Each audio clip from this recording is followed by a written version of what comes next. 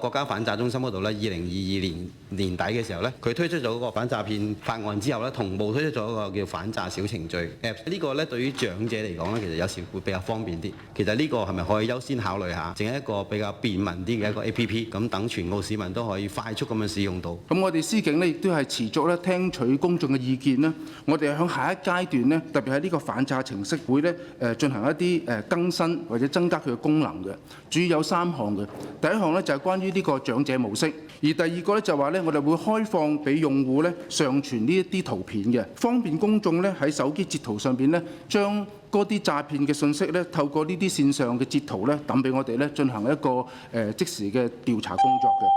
而第三咧就係話咧，我哋會用呢個讓呢個用戶咧透過呢個程式咧去訂閱，我哋會推送咧相關嘅警情通報嘅，而用戶咧亦都可以咧定時咧接收咧我哋最新嘅反詐信息嘅。